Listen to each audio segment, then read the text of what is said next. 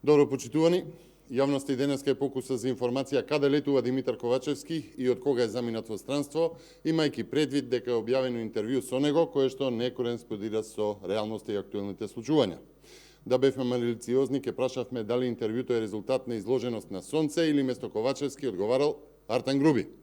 Но, почитувани, пораките на Ковачевски во последното интервју се несериозни и не може да се врзат со реалноста. Ковачевски се повикува на непостоечки изјави од Софија дека, како вели, нема нови услови. Истовремено нема осуда за пораките за 2 август од Софија. Имено и бугарскиот председател Радев и бугарскиот премиер Денков Илинденското востание го декларираа како бугарско, чија што крајна цел била присоединување на Македонија кон Бугарија. Ова е историска невистина, представува директно негирање на македонскиот идентитет и темелот на македонската државност, но и патоказ за бугарското делување во иднина. Ковачевски ова го премолче во интервјуто и нема ниту збор за него. Јасно е дека Бугарија е подготвена преку протоколите и преговарањето за заедничка историја да го смени целосно наративот на македонската историја и државност и истиот да го претвори во услов за наше напредување кон Европа. Ковачевски ова го прифатил, па сега бара национален консензус, што значи, со други зборови, други да ја споделат со него одговорноста за катастрофалната политика и дипломатија.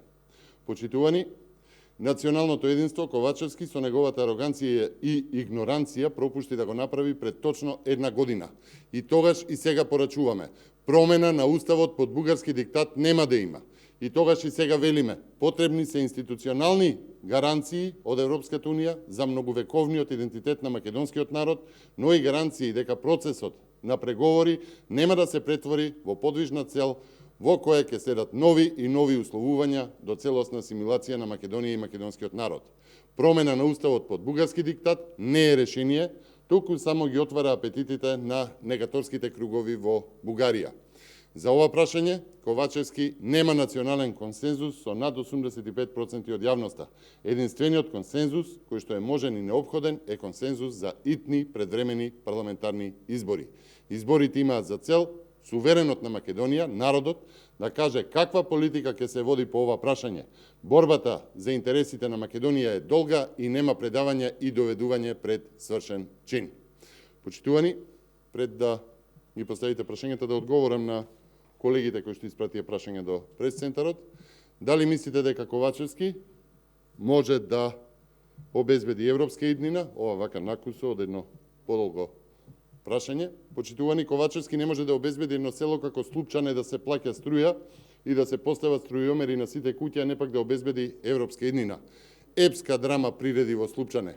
Нека обезбеди консензус за плаќање струја само во едно село, да не се краде струја, да се постават современи струјомери пред да зборува за национален консензус. Човекот купува време за да се докраде се што може како власт.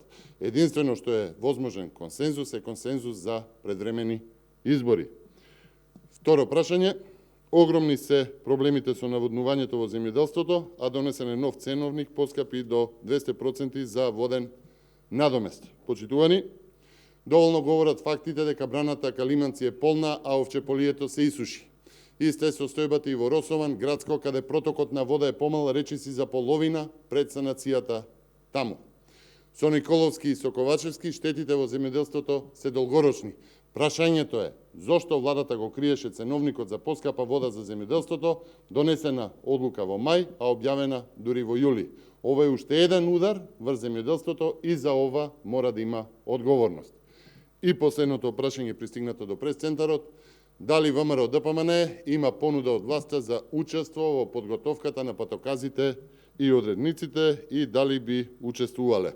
Одговорот е, немаме покана, а на хипотетички прашања не одговараме. Панов, повелете со прашање од Македонската телевизија. Премиерот Ковачевски постојано повикува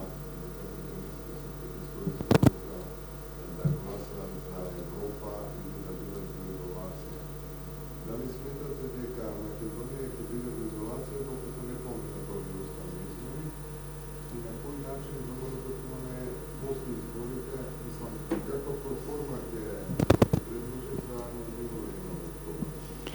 Почитувам Панов, ставот на ВМРО ДПМН е јасен. Уставни измени под бугарски диктат нема да има. Тоа е и став на над 85% од населението во Македонија. Она што го порачува Ковачевски е само бегство од она што е најсуштински потребно во моментот, а тоа се предвремени парламентарни избори, за да може да продолжи криминалот и корупцијата. Ви благодарам.